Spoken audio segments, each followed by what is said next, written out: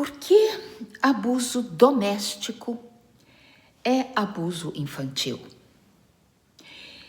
O conteúdo do que eu vou falar hoje, eu aprendi com Lundy Bancroft, um autor norte-americano que publicou 2 livros, entre outros trabalhos, sobre este assunto.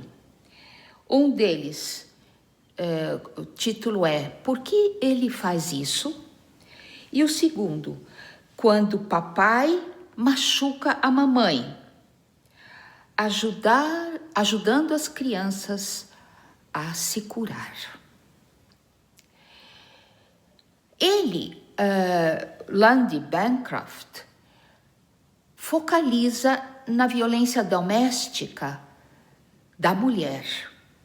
Mas eu quero lembrar vocês que violência doméstica ocorre não só contra a mulher pelo homem, mas muitas vezes ocorre ao contrário, a mulher que é a agressora. E o homem sofre em silêncio, como eu já fiz aqui um vídeo falando só dos homens que são agredidos e abusados por mulheres ou por outros homens. O problema é que os homens ficam em silêncio, eles não denunciam esse tipo de violência. Então, quero frisar, embora pareça que existam muito mais mulheres agredidas e abusadas, existem também os homens agredidos e abusados.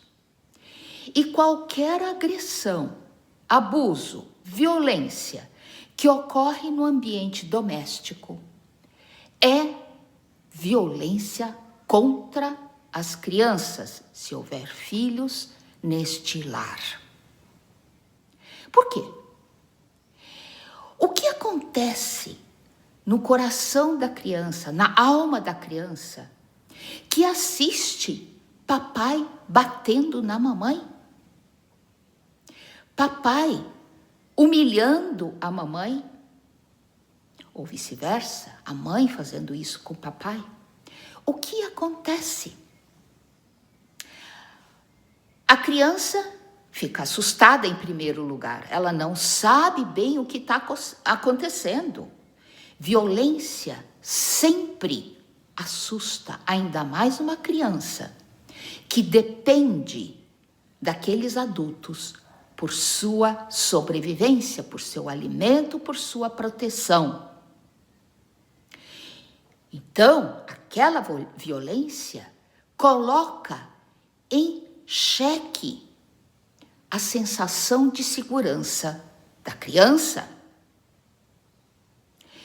E quando esta violência ocorre repetidamente, a criança tem formando dentro de si um modelo de lar totalmente distorcido. É isso que é um lar?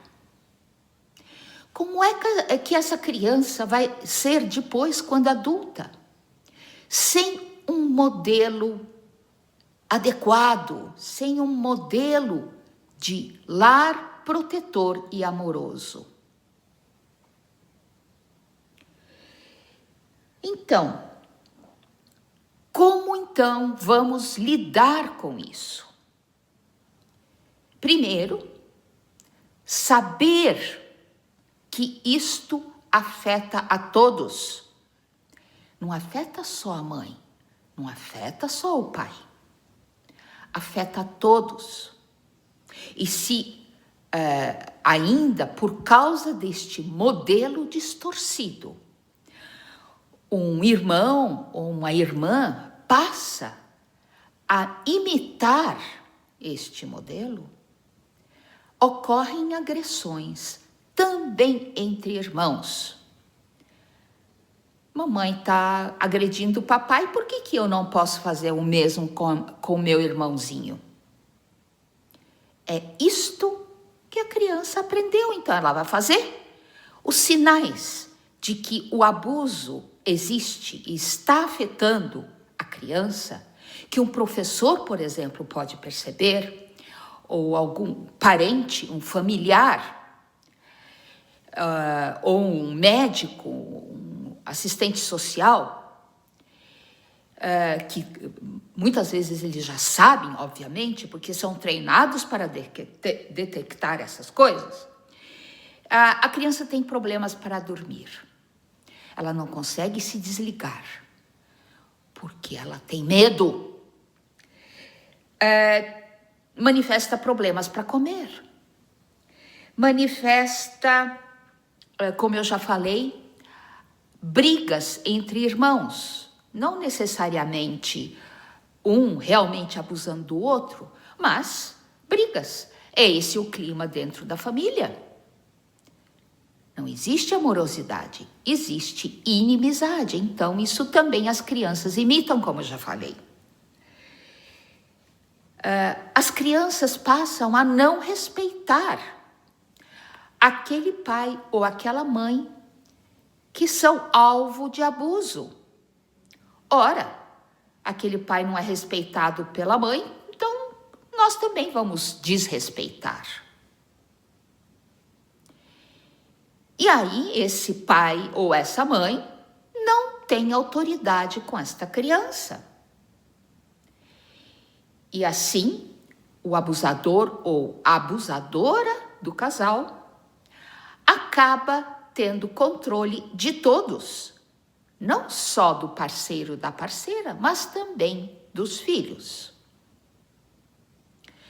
Todos se submetem a esta figura, não por amor, não por respeito, mas por medo. E por que as pessoas continuam numa situação abusiva dessas?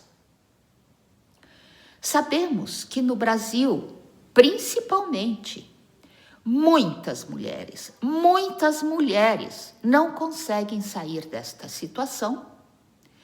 Por quê? Dependem financeiramente do parceiro, têm medo de represália e o parceiro tirou delas toda capacidade de reagir. Ele a convenceu de que ela não sobrevive sem ele. E então acontece aquela síndrome de Estocolmo, em que a pessoa alvo de violência se apaixona, entre aspas, pelo seu abusador. Porque essa é uma forma mais eficiente da nossa espécie de garantir a sobrevivência. A síndrome de Estocolmo é chamada assim porque ocorreu em Estocolmo, exatamente, um caso de um estuprador, de um sequestrador. Ele sequestrou as pessoas e então, a mulher passou a amar, entre aspas, o seu sequestrador, porque assim ela garantiria a sua sobrevivência. E mesmo depois que já liberta do seu sequestro, ela continuou defendendo o abusador. Ela não conseguiu se desvencilhar desta profunda dependência emocional criada pelo quê? Pelo perigo de vida. Então, não condenem as mulheres que mesmo no tribunal vão abraçar o seu agressor, aquele que lhes deu facada, que deu tiros, que a espancou. Porque ela foi condicionada a depender totalmente desta pessoa. Esta mulher condicionada a depender, a se sentir impotente, totalmente impotente, e depender do seu abusador, ela tem vários desafios com os quais tem que lidar. Além da violência contra a vítima, esta vítima precisa lidar com a sobrevivência da sua família, dos seus filhos. Essa pessoa vê no fundo o efeito que tem nos filhos e ela precisa lidar com tudo isso. E, obviamente, convencida de que é impotente, ela tem cada vez menos recursos para lidar. E acaba convencendo os seus filhos a ficarem quietos, a aceitarem o abuso, a aceitarem o domínio. E como é que se desenvolve esta criança, que é até ensinada pelo pai ou pela mãe a aceitar abuso, algo que é fundamentalmente inaceitável, só para sobreviver.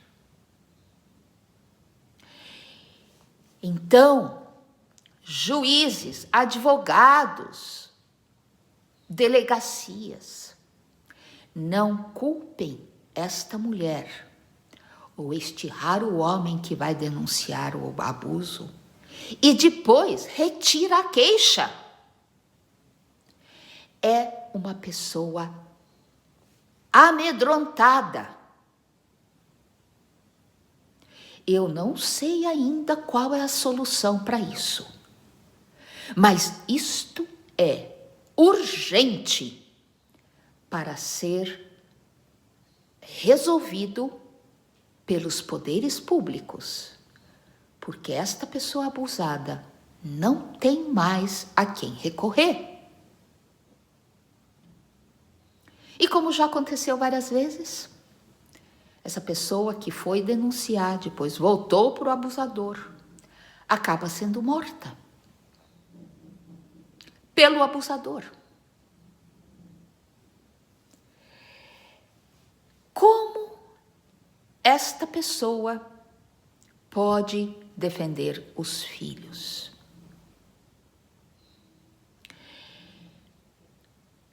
É claro que esta pessoa, seja a mãe, seja o pai, não pode mostrar para os filhos que o pai ou a mãe estão errados. Ela precisa mostrar o que é o certo. Entende a sutil diferença? Em vez de acusar o pai ou a mãe para o filho, ela mostra o que é certo. E a criança tira as suas próprias conclusões.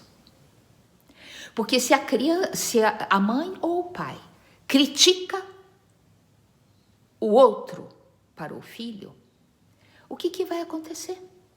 O filho vai ficar com mais medo ainda. E no caso, por exemplo, de uma separação, em que o outro passa tempo com esta criança, ou às vezes até tem a guarda dessa criança, essa criança passará a não contar para o outro, seja o pai ou a mãe, o que de fato acontece. E ela pode estar sendo agredida no lar pelo outro parceiro. E este parceiro, que é o são do casal, nem terá como defender este filho. Isso acontece muito. Eu atendo gente assim, perguntando o que eu faço. Quantas vezes eu ouço de um pai ou de uma mãe que teve que entregar por ordem judicial esta criança direto nas mãos do abusador, de um pedófilo, por exemplo. E esta mãe não consegue fazer absolutamente nada para proteger o filho. Se ela falar alguma coisa, ela vai ser processada por alienação parental. Eu sei que muitos advogados, muitos promotores já estão debruçados sobre este assunto. É uma doença terrível na nossa sociedade. É lamentável. Embora já tenha pessoas conscientes que têm poder para mudar alguma coisa, esta situação acontece e acontece e acontece. Eu atendo vítimas desta situação. E quando a mãe, por exemplo, denuncia o pai, além de ser acusada de alienação parental, ela pode ser acusada e processada por calúnia e difamação. O nosso sistema legal não distingue ainda o fato de falar mal de alguém e descrever o abuso. São duas formas de olhar para a mesma realidade. A primeira leva à condenação da vítima. A segunda levaria à justiça verdadeira. Essa justiça verdadeira já ocorre nos Estados Unidos, por exemplo. Não na quantidade e intensidade desejável, mas já ocorre. Aqui existe esta confusão, esta interpretação errônea entre difamar e caluniar e descrever os fatos. Quando acontecem essas distorções e essas interpretações dos fatos que levam a sentenças desfavoráveis para o elo mais fraco desta corrente, que é a criança. Como eu já disse, quantas vezes a sentença proferida entrega a criança diretamente nas garras daquele pai ou daquela mãe, abusadora, abusador, e o outro nada pode fazer para salvar, para proteger o seu filho ou a sua filha.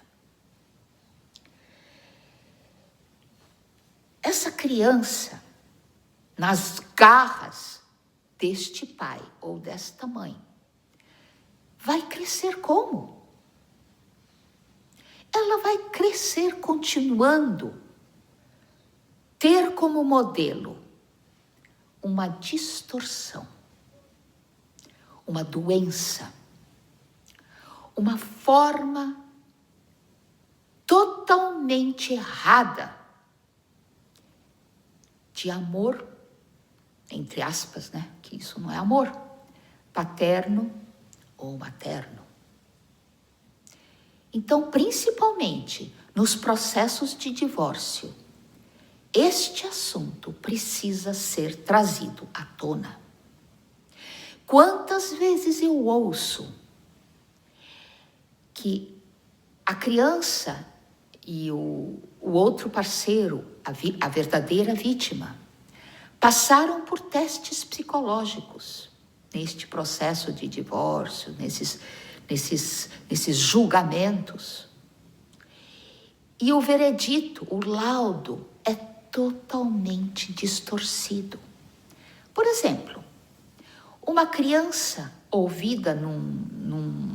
numa ocasião dessas, que tem verdadeiro pavor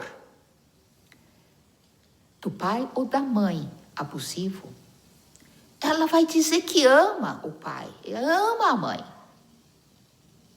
Ela vai, se perguntada com quem que ela quer morar, ela vai dizer que quer morar exatamente com o abusador, porque ela tem medo de dizer a verdade. E o abusador ou a abusadora, quando na entrevista, se apresenta a pessoa mais calma, mais equilibrada, mais amorosa, atenciosa, cuidadosa do filho. Por quê que uma pessoa dessas convence o entrevistador, que é muitas vezes um psicólogo carimbado, preparado para tais entrevistas? Porque esta pessoa é expert em enganar os outros. Treinou a vida inteira. Existe um número da revista do FBI de 2012, um número inteiro, que mostra como estas pessoas enganam policiais, advogados, juízes, quem quer que seja. Se eles são capazes de enganar um juiz, um psicólogo, entrevistador, que tem milhares de outras entrevistas para fazer, é fichinha. Vai enganar sim. E vai enganar também o círculo familiar, o círculo de amigos, o círculo social. Todos podem testemunhar nesse tribunal, dizendo que o abusador, ou aquela pessoa o abusador disfarçado de gente, é uma pessoa boníssima. E o julgamento vai tender a favorecer exatamente o abusador e condenar a vítima. Eu não canso de perceber isso, de receber relatos assim no Superasas. Então, minha gente, prestem atenção para estes fatos. E você, que é vítima dessa situação toda, seja muito cuidadosa na hora de escolher quem vai te defender. Muito cuidadosa. E vamos divulgar esse assunto o máximo que podemos, para que a sociedade finalmente tome providências para distinguir quem é o verdadeiro abusador e quem é a verdadeira vítima.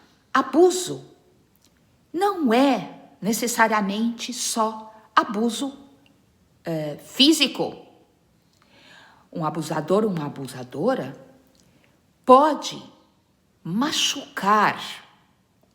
E esse abuso é muito mais doloroso e imperceptível, que é o abuso psicológico, o abuso emocional. Não tem marcas, não tem corpo de delito. Não dá para ir numa delegacia fazer um BO, porque é invisível. Então, abuso doméstico não é só quando papai bate na mamãe ou mamãe bate no papai. Este abuso sutil, que é psicológico, que é emocional, cala muito mais fundo dentro das pessoas.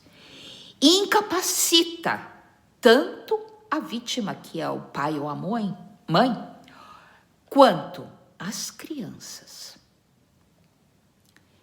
que ficam sem saber mais nem o que elas são. É este o tipo de consequência danosa que o abuso sutil provoca nas vítimas. Um outro abuso sutil, quase imperceptível, é o uso da pornografia pelo parceiro ou parceira. É um abuso, porque é uma traição, além de ser abuso daquelas mulheres que estão lá alimentando o seu prazer solitário e cruel. Quantas mulheres acabam na pornografia por não ter outra saída, ou então porque são forçadas, obrigadas a fazer isso. Então, pornografia em si já é um abuso da imagem do feminino. E aquele que usa está alimentando esta indústria milionária. Aquele que usa está dizendo para a sua esposa, para o seu esposo, que não vale nada. Esta pessoa prefere usar outras mulheres, muitas vezes anônimas, que estão emprestando seus corpos às suas imagens, a volúpia animalesca deste homem ou desta mulher. Outra forma sutil de abuso, ou não tão sutil talvez, é a traição. O homem, isso principalmente o homem que faz, né? Vai se satisfazer com outras mulheres, vai usar o corpo de outras mulheres. Várias, muitas vezes são várias, enquanto mantém em prisão domiciliar a sua companheira, a mãe de seus filhos. São todas formas de abuso